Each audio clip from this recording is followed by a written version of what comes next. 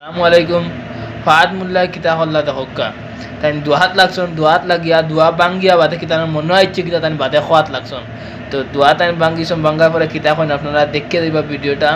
তাই দুয়ার পরে কিতা কইতরা, দুয়ার মাঝখানে দানোর ইয়াহি দিয়ে গেছে ও ফাহাদ মোল্লা চিন্তা তো। ও ফাহাদ মোল্লা সাহেবর ও ক্লিপটা শুনে যাইবা।